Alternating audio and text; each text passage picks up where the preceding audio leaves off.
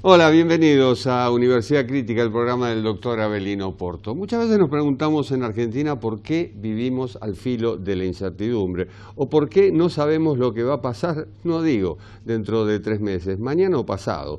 Y esto tiene que ver con los últimos anuncios del presidente y con esta discusión que se da con respecto a la constitucionalidad o no de los decretos. Cuando hay un Congreso que debería tratar este tipo de medidas, sobre todo las restricciones nocturnas, el funcionamiento de las escuelas, en fin, todo lo que se ha enumerado durante estos días. Y a eso tenemos que sumarle la pésima inmunización que hay en Argentina, porque la campaña de vacunación realmente es vergonzosa, empezando sobre todo por los amigos de la cúpula, los amigos del poder. Vamos por ese lado, vamos a hablar de eso, pero también vamos a hablar de otros temas aquí en Universidad Crítica. Vamos a hablar de un año electoral. Incertidumbre, les decía, ¿habrá paso? Y las elecciones de medio término, ¿serán cuando corresponde o se postergarán? Y si se postergan un mes, en ese mes, ¿cómo estará el país? ¿Cómo estará la pandemia? Miren cuántas preguntas nos hacemos.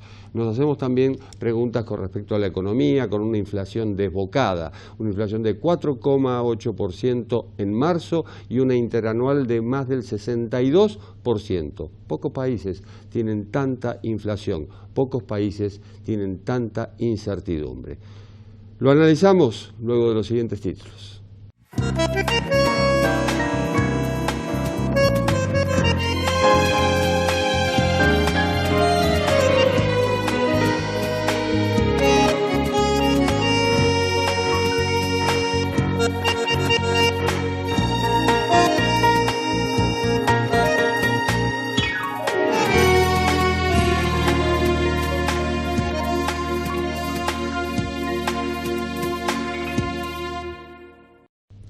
En febrero de 2017, hace nada, casi nadie conocía lo que era un Bitcoin. Y en ese momento el Bitcoin costaba $1.000.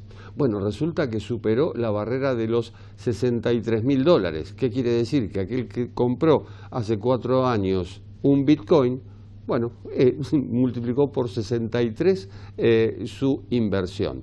Ahora, ¿de qué hablamos cuando hablamos de Bitcoin? Mariano Gorodich, que es periodista financiero, publicó Bitcoin para argentinos. Aprende fácil y rápido a invertir en criptomonedas antes de que sea demasiado tarde. Mariano, ¿cómo estás? Hola, ¿cómo estás? Antes de que sea demasiado tarde y la FIP empiece a cobrarte más impuestos, ¿no? ¿Pero hoy te cobra impuestos por los Bitcoin? Por ahora no, pero está ahí viendo qué hacer, necesita sacar guita de donde sea. Ahora con la cuarentena nocturna y todo, ¿viste? Necesitan recaudar como sea. Por lo tanto decimos que apurate que los de la FIP se van a avivar y van a empezar a cobrar más impuestos por Bitcoin también, ¿no? Hagamos un ABC. ¿Qué es un Bitcoin? Es una moneda virtual, ¿no? Que le hace competencia al dólar, le hace competencia al oro también. Muchos al principio tenían desconfianza porque es una criptomoneda y es la más famosa de las criptomonedas, pero tenés muchas otras criptomonedas que no son tan conocidas como el Bitcoin. Vos decías que en febrero de 2017 el Bitcoin valía $1.000. Bueno, hay hoy algunas criptomonedas que valen $1.000 y que pueden llegar a ser las nuevas Bitcoins, ¿no? Y es un poco lo que contamos ahí en el libro de Bitcoin para argentinos, es en qué otras criptomonedas, además del Bitcoin, podés invertir para diversificar también. O sea, el que compra acciones, suponete, no compra por ahí una sola acción de un banco, sino que trata de diversificar y dice, bueno, compro algo del sector bancario, sector energético, sector petrolero, ¿viste? Algo de consumo masivo. Bueno, acá en las criptomonedas pasa exactamente lo mismo, ¿no? Tenés algunas que son más estables, como el USDT, entonces esas se usan para girar plata afuera. Y tenés otras que son más volátiles incluso que el Bitcoin, como Ethereum, como DAI, por lo tanto esas sí tenés más riesgo, porque digo, pueden llegar, como suben mucho, pueden llegar a bajar también en el corto plazo, pero podés llegar a ganar más, ¿no? Mira, antes lo que se decía mucho era que uno no tenía que, a ver, ser muy codicioso con el Bitcoin, porque decir, che, que haya subido por 63 en los últimos 4 años no significa que vaya a subir por 63 ahora. Ahora, JP Morgan, uno de los bancos internacionales más grandes del mundo, acaba de sacar que pese a que el Bitcoin llegó a su precio récord de $63.000, creen que va a duplicar el precio y va a llegar a $130.000 pronto. Entonces, digo, ya son indicadores. Y cuando ellos dicen eso es porque pusieron guita, ¿no? O sea, todos los bancos primero ponen guita en el Bitcoin y después dicen, che, va a subir el Bitcoin. Es así como va la cosa. Hoy podés comprar, con un Bitcoin, hoy podés comprar un coche eléctrico de Tesla, por ejemplo. Bueno, y justamente Elon Musk, ¿no? El fundador de Tesla, se convirtió en el hombre más rico del mundo, superando a Bill Gates, superando a Warren Buffett, con la inversión que hizo en Bitcoin. Y aparte es clave porque el tipo en su Twitter pone palabra Bitcoin y ¡pum! ¿Viste? Ya se va para arriba el Bitcoin. Entonces influye mucho en el precio. Es algo que por ahí antes decían, mira, no hay que arriesgar mucho, es para poner el 5% por ahí de tu plata disponible, no de tu plata que vayas a usar, ¿no? Sino de tu excedente, en el caso de que tengas la suerte de tenerlo, por supuesto, ¿no? Para inversión poner un 5%, no más de eso, se puede hacer. Ahora cambió el paradigma y el paradigma empezó a ser, vos, si sos de invertir en distintas cosas, en la bolsa, no sé, en el sector inmobiliario, no podés dejar de tener algo en Bitcoin. No podés dejar de tener al menos un 5%, un 10% de tu cartera en Bitcoin o en otras criptomonedas. Pero ¿y cómo se hace?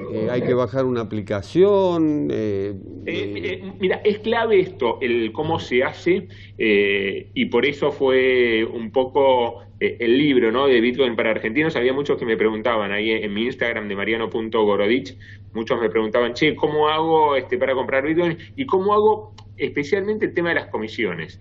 ¿Por qué? Porque hay muchos exchange, o sea, que son una suerte de billeteras, mediante las cuales vos podés comprar Bitcoin, que te cobran una comisión grande. Entonces no todos te cobran la misma comisión, hay algunos que te cobran menos de comisión. Entonces, claro, es como cuando vos vas a comprar el dólar, bueno, antes que podías por ahí comprar dólar cuando era libre en cualquier lugar, en cualquier casa de cambio, no todas las casas de cambio te cobraban lo mismo. O si vas a Uruguay, suponete, y querés ahí comprar pesos uruguayos, no todos te cobran lo mismo. Acá en el Bitcoin pasa algo parecido también, ¿no?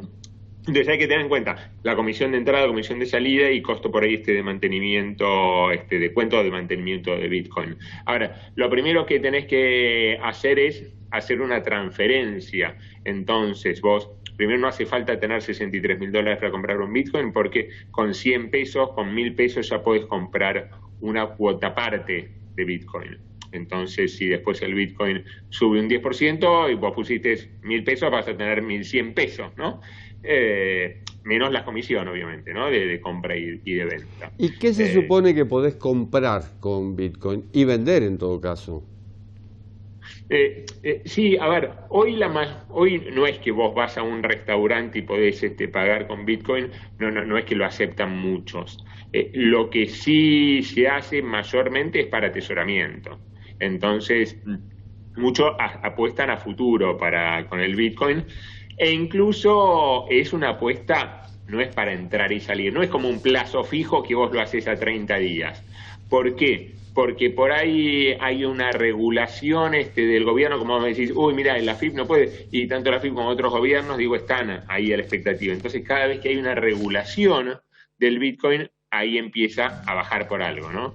Después sí que te sube por lo general al haber mayor demanda, porque es una cuestión de oferta y demanda, o con estos, con un JP Morgan diciendo va a llegar a $130.000 y más que duplicar el precio, son cosas que le hacen subir, o de Elon Musk, que es el fundador de Tesla, diciendo algo, veo al Bitcoin, ahora el auto se puede pagar con Bitcoin, y esas son cosas obviamente que hacen subir de precio. Hay momentos también, para comprar el Bitcoin y para vender. ¿Por qué? Porque se usa mucho en China, ¿no? Los chinos son fanáticos de las criptomonedas y del Bitcoin. Entonces es como que uno está pendiente del horario chino, y los chinos lo usan sí para todo. Entonces, ¿qué es lo que suele pasar? Los viernes a la noche, sábados a la madrugada, el Bitcoin suele bajar un poquitito de precio. ¿Por qué? Porque los chinos venden ahí para tener guita para el fin de semana. Y en cambio el lunes a la mañana suele subir de precio, porque dice, bueno, listo, ahora ya está, no voy a gastar nada hasta el fin de semana, ¿no? Mirá qué dato, es para tenerlo en cuenta, entonces. Claro, comprar China, el viernes y vender el lunes. No, o sea, viernes a la noche. Por eso, cuando mayor volumen de operación hay en el Bitcoin, suele ser a las 2, 3 de la mañana, 4 de la mañana, hora argentina, ¿no? Que serían como a las 7 de la tarde, hora china, ¿no? Mariano, al no tener respaldo de ningún banco central, ¿cuál es el riesgo? Ahora, es como el mayor riesgo en realidad que pueda pasar con el Bitcoin. No es como el dólar, que uno va para por ahí consumirlo, ¿no? Y para gastar esos dólares en algo, para comprarte una casa, lo que sea. Con el Bitcoin vos hoy no es que estás ahorrando Bitcoin para comprarte una casa o comprar un viaje, sino que lo haces como una suerte de inversión. Entonces, la mayoría, ¿no? De la gente. Por eso lo de Elon Musk diciendo, mirá, se pueden comprar autos con Bitcoin. Pero no está eso, no es que vas al supermercado y podés pagar con Bitcoin. Por eso, entonces, el mayor riesgo, ¿cuál es? Y que baje de precio. Entonces, que lo tengas que vender a un menor precio del que vos lo compraste. Que puede llegar a pasar si vos ponés plata que la vas a necesitar dentro de un mes. Y por ahí te baja un poquito. A la larga, la tendencia es ascendente. Dicen que puede llegar incluso hasta los $500.000. Pero en ese recorrido no es todo para arriba, sino que tiene muchos altibajos. Y si vos llegás a necesitar esa plata de urgencia, y por ahí tenés que vender, y justo cuando le meten muchas regulaciones y el Bitcoin te baja. Decís en el libro que es un activo limitado, que las monedas se emiten, y en este caso, ¿quién emite los Bitcoins?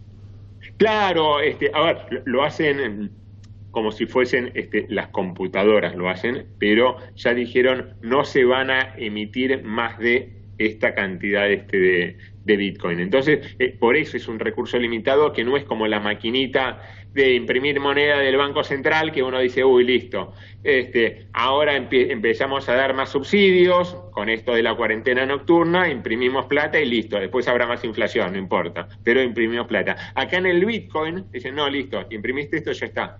Ya se acabó, ya no podés imprimir más Bitcoin. Y al ser, entonces, ser un recurso ilimitado, marketineramente es lo que lo hace atractivo, ¿no? Claro. Y al ser virtual, con tanto malware dando vuelta por ahí, ¿hay riesgo de que te hackeen la cuenta, por ejemplo? Tienen bastantes medidas de seguridad el Bitcoin, y es difícil que te hackeen la cuenta. Justamente, a ver, los que fabrican, digamos, los Bitcoin se encargan de esto, de que no pase, porque si no, imagínate si le hackearan la cuenta, bueno, no sé, a Elon Musk, ¿no? O a cualquier famoso de Bitcoin, bajaría muchísimo de precio el Bitcoin. Por lo tanto, es algo de lo que se cuidan para que no pase, ¿no? Pero claro, no es algo que vos lo tenés en tu bolsillo o lo podés tener en tu caja de seguridad o debajo del colchón, como los dólares. Entonces, es como, acordate tu clave y tu contraseña, ¿no?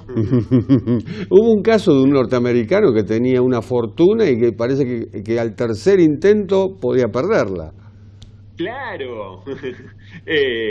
Ahora, sabiendo esos casos, es como que le van buscando, ¿no? Las soluciones de qué poder hacer y qué no.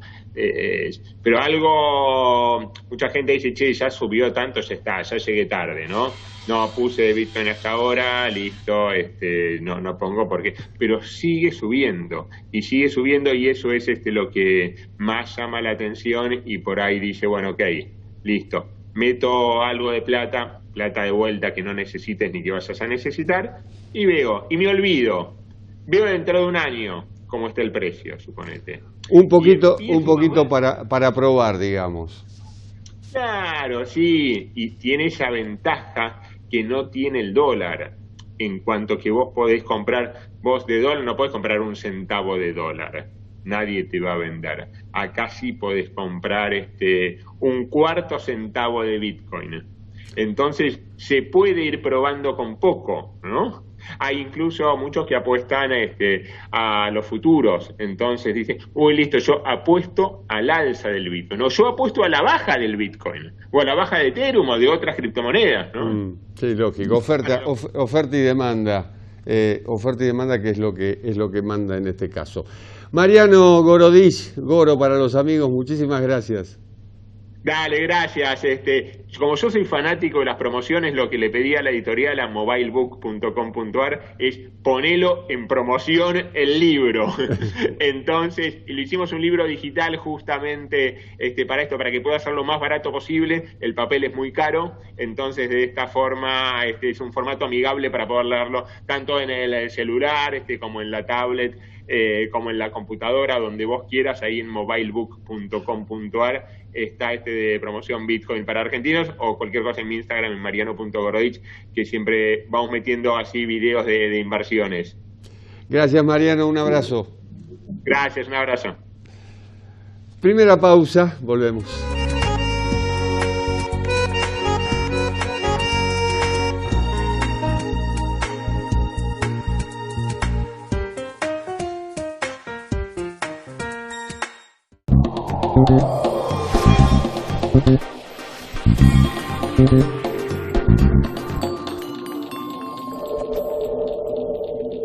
La Universidad de Belgrano tiene abierta la inscripción para todas las carreras. Universidad de Belgrano, www.uv.edu.ar.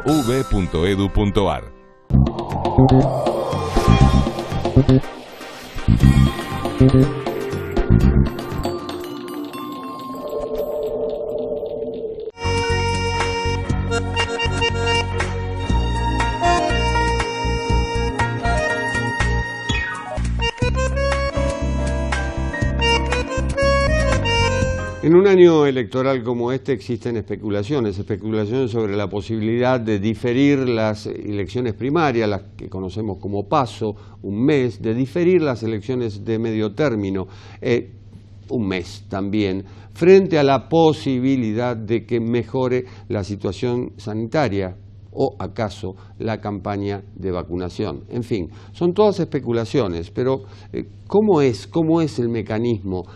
Bueno, debe aprobarlo el Congreso. ¿Y cuánto tiempo tiene el Congreso? Le vamos a preguntar todo esto a Carolina Chintián, que es doctora en Ciencia Política y es directora de Instituciones Políticas del CIPEC. Hola, Carolina.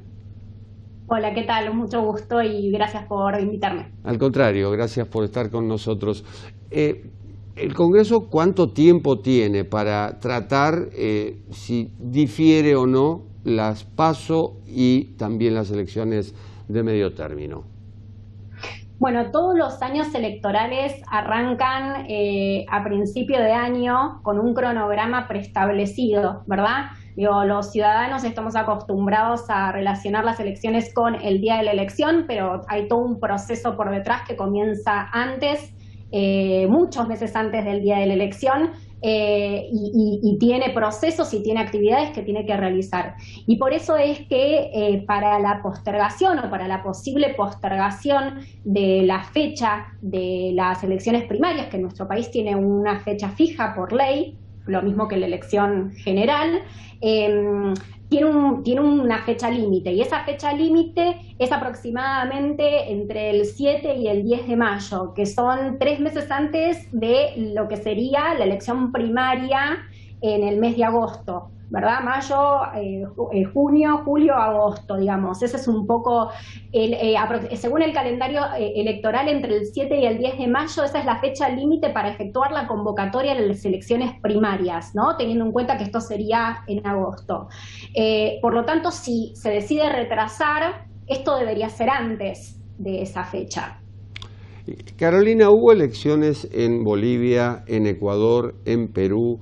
En Chile se postergaron por el rebrote, digamos, de coronavirus, pero en Argentina se está especulando con esta modificación del calendario electoral desde hace bastante tiempo. ¿A qué lo atribuís? Bueno, acá ahora voy a hacer una primera separación que hago siempre cuando hablo de las primarias, porque esto es algo que el cuestionamiento hacia la realización de las primarias no es una novedad, digamos. Este año, como todo, este año la excusa es el COVID, pero digo, años anteriores también hubo iniciativas o hubo intenciones de postergarlas o incluso suspenderlas, sobre todo suspenderlas. Y acá hay dos cosas que tienen que ver, una con la coyuntura particular y otra con la cuestión más estructural. Lo coyuntural es esto que estamos viviendo hoy, que tiene que ver básicamente con una condición crítica, sanitaria, que sirve de alguna manera como, bueno, nos da, digamos, el basamento como para pensar qué hacer con estas elecciones. La estructural tiene que ver con, bueno, si sirven o no sirven y qué hacemos, ¿no? Y como yo siempre digo, me parece que el planteo ya es un planteo que es cerrado. Empezamos a discutir si suspender o no las elecciones primarias, después si retrasarlas o no, incluso hubo alguna propuesta de juntar la elección primaria con la elección general, cuando en realidad el planteo debería ser cómo llevamos a cabo esas elecciones. Ese es el planteo principal.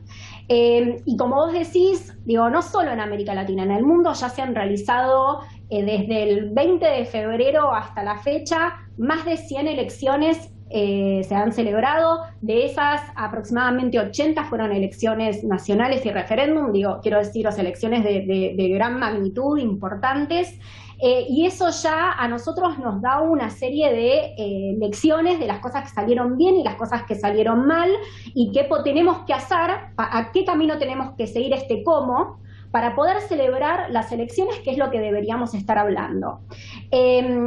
Y ahí, digamos, entre esas lecciones aprendidas, celebrar elecciones y cuidar el tema de la participación. Ahí tenemos ejemplos en América Latina de muy buena participación electoral, como lo que sucedió en Uruguay, y el ejemplo de una baja en la participación, como lo que sucedió en República Dominicana, las dos el año pasado.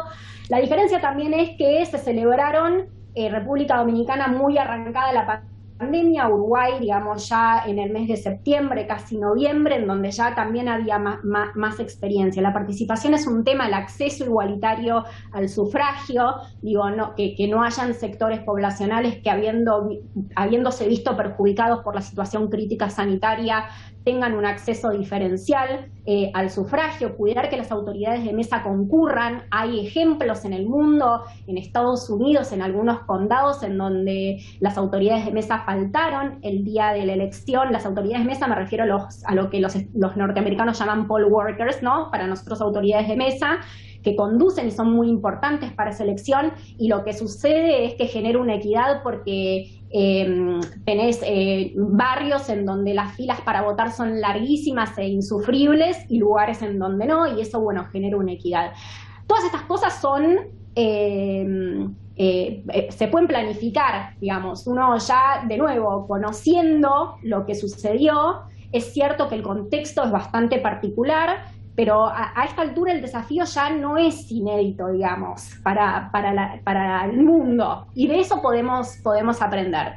Entonces, cuando discutimos el cómo, yo siempre digo, tal vez el cuándo pueda ser también una variable a tener en cuenta, ¿no? Para asegurar estas condiciones de integridad del proceso electoral, de garantía de los derechos políticos, que es algo que tenemos que asegurar en cualquier elección, pero además sumar un desafío adicional que es la salud, digamos, un contexto seguro en donde no haya, digamos, proliferación del virus. Entonces, digo, en ese marco, el cuándo puede ser una variable, lo que yo siempre me pregunto es si esto lo retrasamos a septiembre y en septiembre, por motivos que desconocemos, tenemos un rebrote, si estamos preparados también para llevar a cabo esas elecciones en este contexto, ¿verdad? Entonces me parece que el cómo es clave acá. Te preguntabas o decías que cada vez que tenemos elecciones, sobre todo paso, nos preguntamos si sirven. Esa es una pregunta que te hago, si sirven. Y la otra, ¿deben ser obligatorias?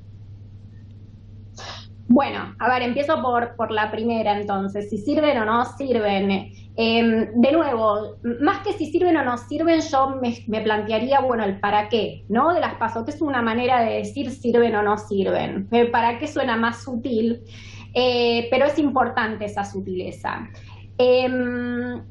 Las primarias en nuestro país tuvieron dos objetivos en su creación.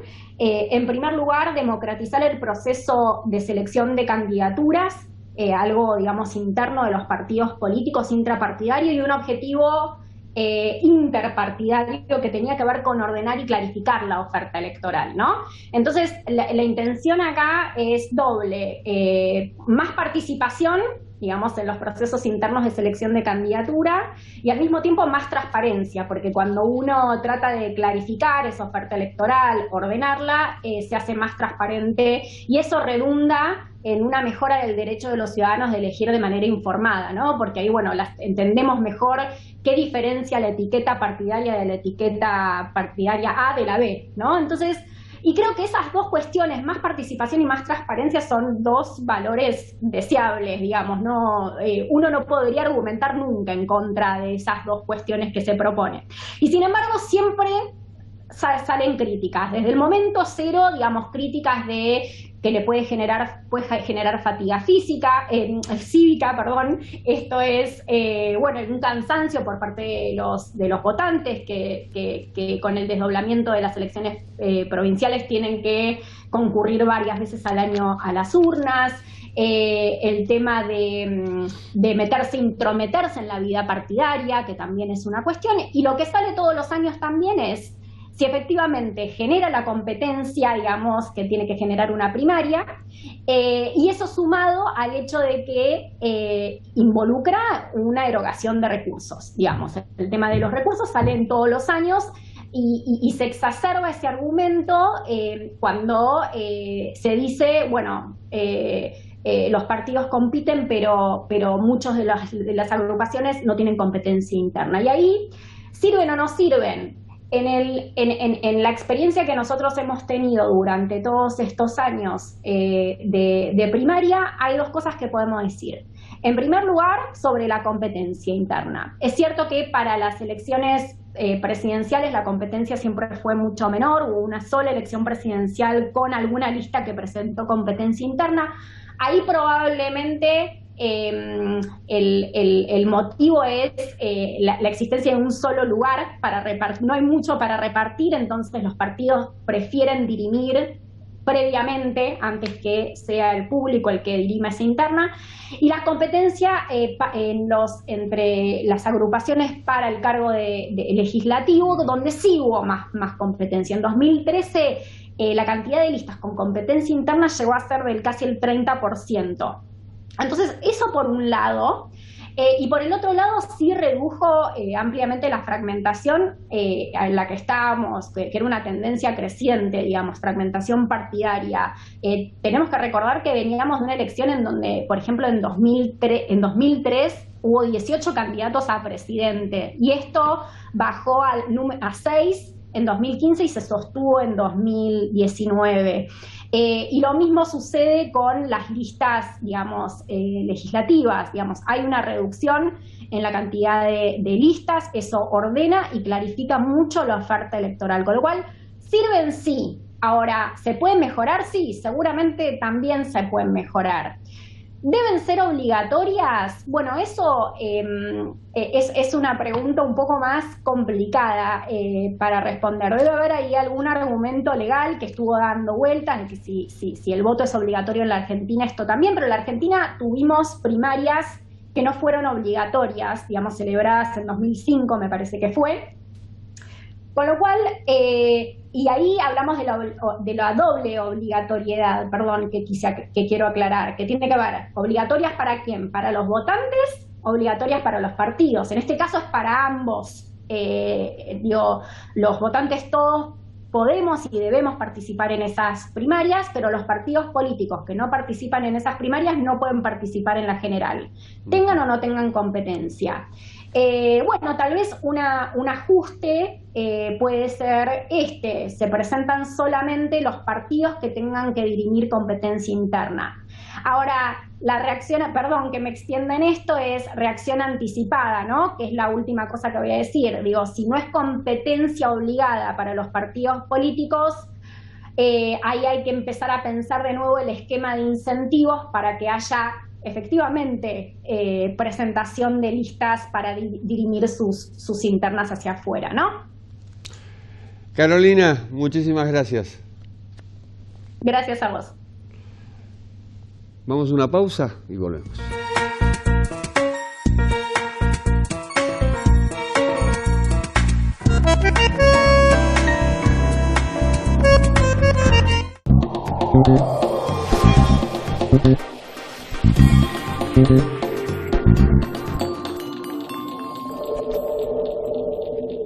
La Universidad de Belgrano tiene abierta la inscripción para todas las carreras. Universidad de Belgrano, www.uv.edu.ar.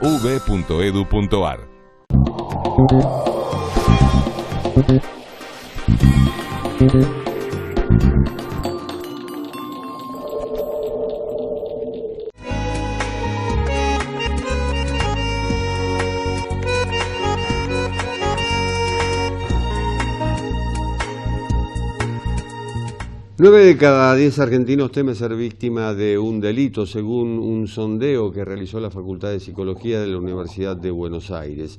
Y a eso hay que sumarle los hechos cotidianos. No hay día que no aparezca un crimen en el cual esté vinculado sobre todo un motochorro.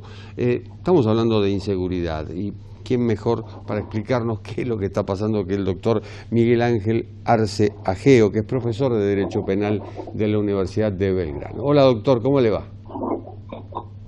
Hola, ¿qué tal? ¿Cómo le va? Buenas noches. Buenas noches. Hay una sensación, más que sensación, hay un gran temor frente a la inseguridad en Argentina y sobre todo en lo que ahora llamamos área metropolitana de Buenos Aires. Sí, el tema de la inseguridad lo hemos hablado reiteradamente en el programa, ¿no? Y yo siempre mantengo mi discurso, que lo sostengo hace muchos años, y está relacionado con que el tema de la inseguridad está íntimamente relacionado con la política criminal de una nación, de un Estado.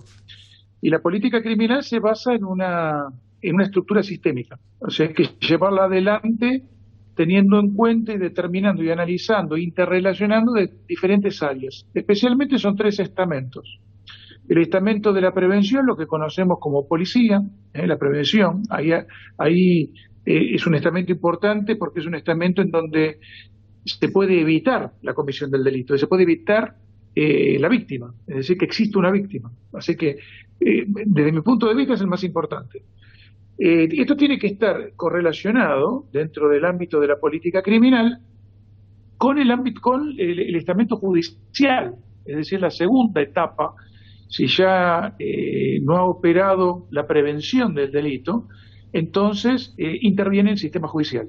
Esta es la segunda etapa también que tiene que estar interrelacionada con la primera, Y por último, tenemos una etapa ya con el delito, ya cuando tenemos la existencia del delito porque hay una condena, tenemos al sistema penitenciario que termina de redondear y dar una estructura a todo este andamiaje sistémico que consta de estos 3 estamentos. Acá hay que aclarar algo que me parece que es muy importante. En nuestro país, y en algunos países, yo creo que prácticamente toda Latinoamérica, estos 3 estamentos que tienen que estar correlacionados mediante una organización sistémica a partir de la política criminal que determina el gobierno de turno, aunque es una política que se tiene que mantener a través de los sucesivos gobiernos, la política de Estado, es lo que falla, es lo que no está, digamos, operativamente organizado. Entonces, me parece que partimos de ese problema, es como que está desmembrado, ¿no? La política criminal tiene falencias muy grandes en la prevención del delito, que requiere un presupuesto muy alto, porque no solamente es evitar la comisión de un delito, es prevenir para que los sujetos no delincan. Y eso pasa también por la educación. En algunos países desarrollados, por ejemplo en Canadá, existe una educación en los ámbitos de juveniles de riesgo, en esos barrios en donde hay jóvenes en riesgo, en donde la misma policía entrenada opera interrelacionándose con estos jóvenes para evitar la consecución o la tendencia a conductas delictivas mayores, incluso evitar las conductas delictivas menores. O sea que es muy importante la labor de prevención. Nosotros no conocemos en nuestro país ese tipo de prevención. Para nosotros la prevención policial es la represión. Que no digo que no debe existir la represión. Ya Montes de Oca decía en nuestra universidad hace muchísimos años, principios del siglo pasado, que no hay que tenerle miedo a la palabra represión.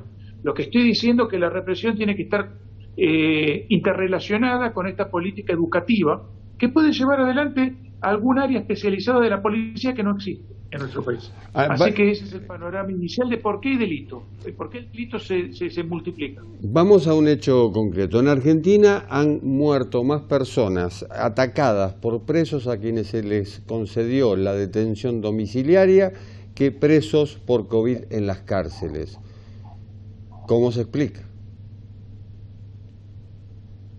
Bueno, eso tiene que ver, desde mi humilde punto de vista, yo creo que la responsabilidad en este tema, a mi juicio, en nuestro país es académica.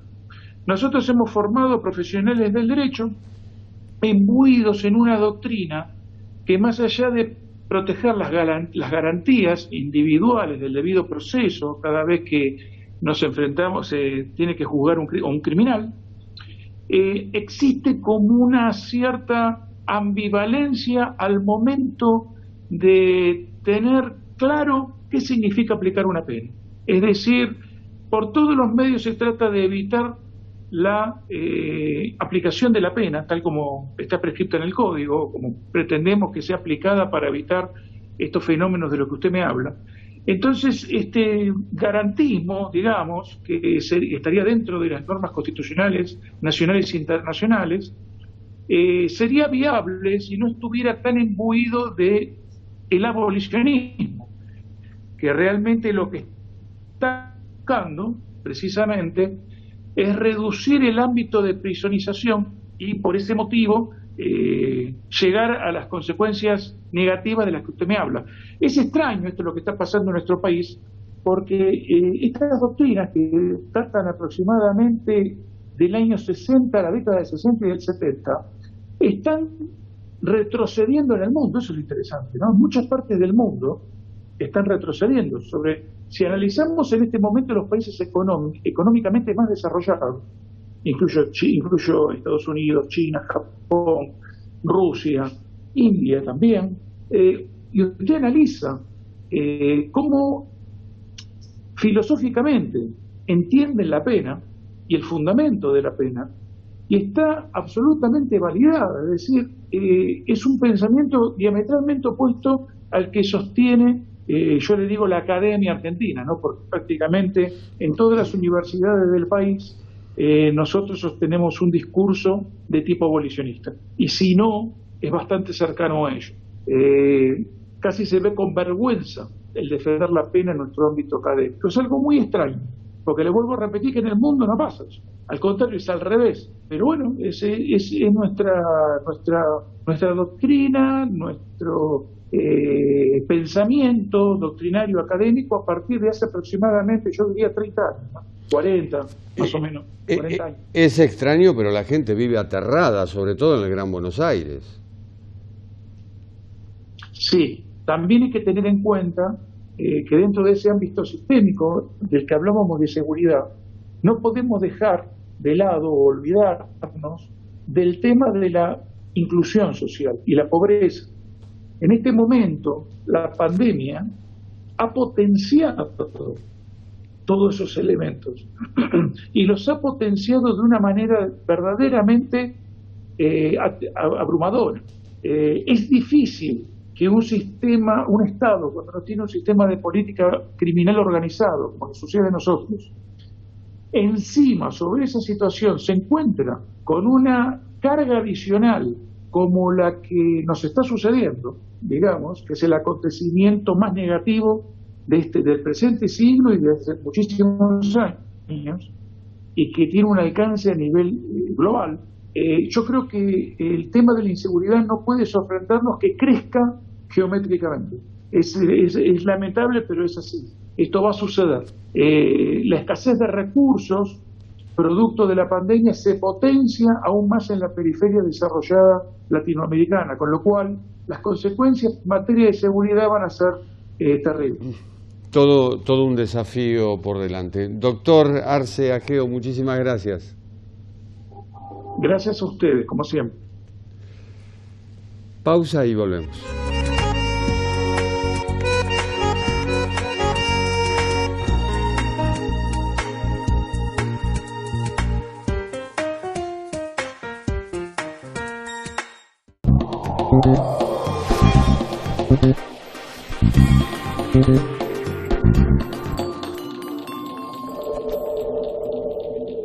La Universidad de Belgrano tiene abierta la inscripción para todas las carreras. Universidad de Belgrano, www.uv.edu.ar.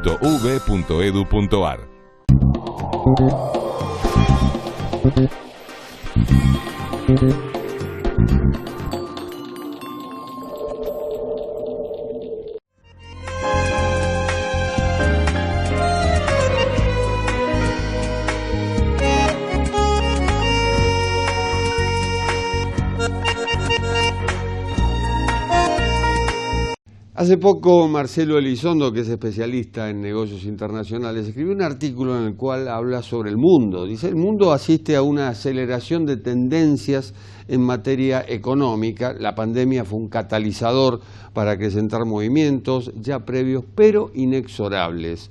Movimientos que guían la inversión, la producción, la comercialización. Y frente a este artículo de Marcelo Elizondo, la pregunta para Marcelo Elizondo es, ¿y Argentina cómo está en esta materia? ¿Cómo le va, Marcelo? Muy bien, muchas gracias, un gusto poder compartir este espacio. Bueno, Argentina viene de atrás. El mundo está en un proceso de cambio múltiple, un cambio tecnológico que modifica la producción dentro de las cadenas de globalización, con gran incorporación de conocimiento, lo que se llama la economía del conocimiento, con mucha influencia geopolítica en las relaciones entre las empresas, con nuevas condiciones, exigencias regulativas para cumplir estándares de calidad por parte de las empresas, y sobre todo con una necesidad que surge más de cómo funcionan los mercados que de lo que pide la política, que es que hay que tener atributos. Las empresas tienen que ser actores globales e internacionales con capacidad de desempeñarse en esos escenarios más grandes. Y la verdad es que la Argentina viene de atrás. La Argentina tiene una economía complicada adentro, que no alienta empresas competitivas, tiene no muy aceitadas relaciones con el resto del mundo, a veces reacciones más defensivas que ofensivas, y eso le genera una complicación para seguir la tendencia. En Argentina, desde el que se vayan todos, que fue el grito de 2001, y fue contra los políticos porque era lo que más cerca estaba de la gente. La pregunta es, ¿y las empresas en Argentina están a la altura de las circunstancias? En Argentina tenemos distintos tipos de empresas. Hay alrededor de 580.000 empresas en la Argentina, según las estadísticas oficiales. Ahora, hay una enorme cantidad de empresas que son micro, que atienden necesidades locales de su región. Hay luego un conjunto intermedio de empresas más robustas, pero muy destinadas al abastecimiento nacional, y hay unas pocas empresas internacionales. Empresas internacionales tenemos muy poquitas. Exportan regularmente en la Argentina unas 4.000 empresas, inscritas hay más, hay como 9.000, pero que exportan regularmente menos de la mitad de ese conjunto, más o menos 4.000, exportan todos los años.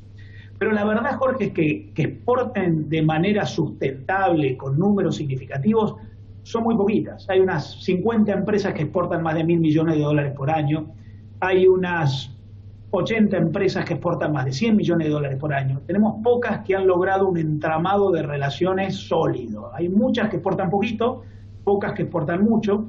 Tenemos muy pocas empresas argentinas que han invertido en el exterior, desarrollándose como multinacionales, apenas 6 o 7 entre las 100 multinacionales más grandes de Latinoamérica, por lo que tenemos pocas empresas con atributos internacionales. No son malas las que trabajan para acá, pero esa maduración hacia afuera en buena parte está pendiente. ¿Cuál es la señal hacia el exterior cuando se nota que vivimos atados a la coyuntura? Por ejemplo, limitar las exportaciones de carne como correlato de una inflación mensual del 4,8%. Bueno, yo creo que la Argentina tiene hoy 4 grandes desafíos para convertirse en más sustentable internacionalmente, para exportar más, para recibir más inversión extranjera directa, para participar en las nuevas tendencias de la globalización, que es el intercambio de conocimiento, data e información a través de las redes, que eso alimenta la producción como gran insumo en esta nueva economía. Bueno, yo creo que hay 4 grandes desafíos. Primero, hay que ordenar la macroeconomía. Muy difícil que una empresa pueda convertirse en robusta si tiene que estar atendiendo el desorden local. Segundo, hay que mejorar el entorno regulativo. Tenemos un conjunto de regulaciones muy obstructivas que impiden ese dinamismo y esa flexibilidad que requiere la innovación. En tercer lugar, necesitamos mejorar la calidad institucional, tener más previsibilidad, que las empresas tengan garantías de que sus derechos siguen vigentes, de que los contratos se van a cumplir, de que si hay una controversia se va a resolver conforme a la ley, porque eso alienta acciones hacia adelante. Y lo cuarto es integrar a la economía al resto del mundo. Tenemos muy pocos acuerdos con el resto de los países, tenemos alta protección contra importaciones, eso obstaculiza la mejora tecnológica. Entrar en mercados externos requiere pago de aranceles muy altos porque no tenemos tratados de libre comercio. Ese es el último, el cuarto punto. Pero en conjunto es una serie de desafíos que operan integrados y que requieren una atención para mejorar la inserción internacional. Hablando de tratados de libre comercio, la última cumbre del Mercosur, fue justamente un tema de debate, sobre todo el avance de tratados de libre comercio con Corea del Sur, con Líbano, con Canadá, y Argentina renuente a suscribirlos o, digamos, adherir a esa iniciativa. ¿Estamos perdiendo el tren? El Mercosur está viendo esto de lo que estamos hablando. Brasil lo está viendo, Uruguay lo está viendo. La economía del mundo es más global, no menos. A pesar del temor que hubo cuando apareció la pandemia hace un año, la globalización se consolida. Pero es una globalización, como hablábamos al principio, más compleja, tecnologizada, con economías que exigen cumplimiento de estándares nuevos, con adaptación a la innovación. Y Uruguay y Brasil se han dado cuenta que el Mercosur cerrado que tenemos integra a los países vecinos entre nosotros, pero no ha establecido vínculos con el resto del planeta. El Mercosur es un bloque de mínima relación entre nuestro bloque y el resto de las economías internacionales. Eso no está permitiendo dinamismo, innovación, creatividad, evolución productiva. Entonces, Uruguay y Brasil dicen, integremos al Mercosur con el resto del mundo, y la Argentina es reacia a eso. Y hay una discusión como la que vimos hace poco, y en algunos días también tendremos una reunión de cancilleres del Mercosur que volverán a discutir lo mismo. acuerdos con terceros mercados. El Mercosur tiene pendientes negociaciones con la Unión Europea, que parecía que estaba terminada y no estuvo terminada, y que un año y pico salió en todos los diarios, pero con otros mercados también, negociaciones más incipientes, Corea del Sur, la India, el Líbano, Canadá. Y además Uruguay está diciendo, pero yo quiero que me permitan negociar individualmente, porque el Mercosur hasta ahora exige que las negociaciones con terceros sean en conjunto y en bloque. Bueno, Uruguay y Brasil están diciendo más internacionalidad. A la Argentina eso no le resulta tan simpático. Es posible que si la Argentina sigue con una postura tan endocéntrica, perdamos el tren y tengamos entonces empresas menos tecnologizadas, con menos capacidad de competencia, con menos competitividad, con menos productividad, y eso genera problemas para no solamente la economía, sino también el plano social. Vuelvo al punto, cuando hablamos de Argentina, ¿hablamos solo del sector público o hablamos también del sector privado? Muy buen punto. Hoy en el mundo se dice que para tener competitividad se necesitan cuatro componentes. Uno es el del sector público, la macroeconomía. Tenés que tener previsibilidad cambiaria, un entorno regulativo adecuado, una inflación que no crezca porque impide el cálculo económico. La macroeconomía es responsabilidad del sector público. Pero hay una segunda responsabilidad que es del sector privado, la empresa, la microeconomía. La empresa tiene que desarrollar atributos competitivos, incorporar conocimiento, tecnología, innovación. Se habla de una economía de los intangibles. Tercer elemento, que también es responsabilidad de la empresa, que es lo que se llama la mesoeconomía. La empresa no solamente tiene que ser competitiva ella, sino que tiene que generar una red cercana de proveedores adecuados, de acceso a infraestructura, de formación de recursos humanos para ir mejorando la capacidad productiva. La mesoeconomía también hay que tender a generar una red, un ecosistema local, y eso es mucha responsabilidad de la empresa con sus socios. Y finalmente, el cuarto punto, la metaeconomía, valores, cultura. Uno tiene que desarrollar esa capacidad integral entre lo público y lo privado, entre el tercer sector y distintos agentes para desarrollar valores que alienten la competitividad, la producción, la eficiencia. Es un sistema, no depende de un solo sector. ¿Cómo se hace cuando se nota que falta diálogo? Se nota que el gobierno toma una medida o adopta una medida y el sector privado se entera por los diarios al día siguiente. Bueno, ahí hay un claro problema que tiene que ver con la desconfianza que hay entre el sector público y el sector privado. Cuando el sistema está basado en la sospecha, el sector privado cree que el sector público lo va a castigar, entonces se defiende. Y el sector público y el gobierno cree que el sector privado es egoísta, perverso y que no atiende los intereses sociales. Entonces lo regula y casi que lo castiga con sobrenormativas. Pero cuando hay una desconfianza, no hay posibilidad de desarrollo. Las economías que crecen, mucha confianza entre el sector público y el sector privado, tiene mucha confianza social. Se crea lo que se llama el capital social. Uno confía en el proveedor, confía en el trabajador confía en la empresa. Hay un aliento hacia adelante. No hay economía que crezca en esta nueva etapa de la innovación si uno no confía en el otro, porque nadie lo puede hacer solo. Hay un profesor norteamericano, Henry Chesbrough, que habla de la innovación abierta. La innovación no ocurre solamente dentro de las empresas, ocurre entre las empresas y asociaciones con proveedores, con clientes, con universidades, con los prestadores de servicios locales, con los que se arma un ecosistema común para avanzar en conjunto. Y sin confianza eso es muy complejo. Por lo tanto, esa cosa de sorpresas, imprevisibilidad, de golpes de suerte o golpes de gracia, imprevistos, estos cambios constantes que impiden, que desalientan el largo plazo, son un gran enemigo para el desarrollo de competitividad. Sí, no desalientan solo la inversión, desalientan también al ciudadano de a pie. Uno da vuelta a la esquina y se encuentra con un impuesto nuevo en Argentina. Efectivamente. La Argentina tiene un problema regulativo serio. Se habla de la legislación laboral que impide el dinamismo para los trabajadores de la nueva época. Se habla de un conjunto de exigencias burocráticas, cumplir formularios, pedir permisos. Todo está prohibido y eso a la empresa le genera un desenfoque y le impide trabajar en sus cosas. Se habla de la imposibilidad de generar contratos modernos para ir armando esas cadenas de valor.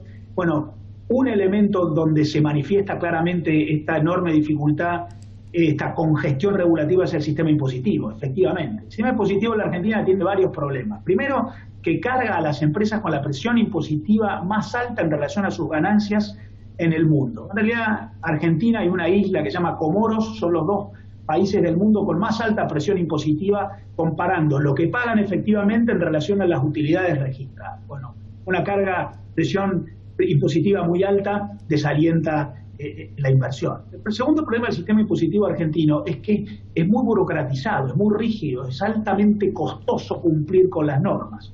El tercer problema es que es imprevisible, casi aleatorio. Todos los días hay alguna sorpresa que hace que uno no pueda desarrollar a largo plazo estrategias, porque cuando uno toma una decisión en base a una estrategia, si cambiaron las condiciones, una estrategia que era buena deja de serlo porque cambió el contexto.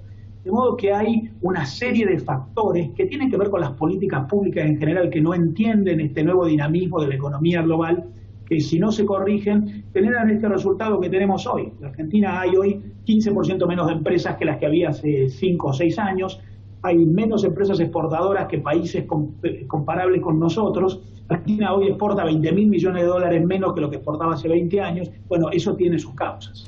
Lo que es curioso y hasta contradictorio es que mientras el Estado controla absolutamente todo y uno no puede esquivarlo, digamos, por otro lado hay un 40% del flujo monetario en Argentina en negro y no parece haber ninguna intención de blanquearlo. Bueno, a mí me parece que hay una relación de causalidad. La economía en negro es consecuencia de esa congestión regulativa de la economía en blanco. Muchas veces se cree que el estatismo tiene que ver solamente con un elevado gasto público o con mucha presión impositiva. Bueno, también es estatismo la sobreregulación, porque también hay un costo altísimo para las empresas para cumplir con un tema demasiado rígido en términos de exigencias normativas, y muchas veces el estatismo no es solamente alto gasto público, también es sobreregulación, así como también es razón en relación a la integración internacional. Por lo que, como hay muchas empresas que no tienen la competitividad y la productividad suficiente para jugar en un escenario tan congestionado regulativamente, bueno, se van a la economía en negro. Una alta economía en negro es consecuencia de la imposibilidad de jugar en una economía en blanco demasiado congestionada. Hay, no sé si 4 o 5 veces lo que debe Argentina al exterior, justamente, en las casas o en depósitos en el exterior, lo cual habla de desconfianza. Marcelo, ha sido muy amable. Gracias por la invitación. Un gusto. Y un gusto ha sido compartir Universidad Crítica, el programa del doctor Avelino Porto con ustedes. Nos reencontramos en la próxima. Chao.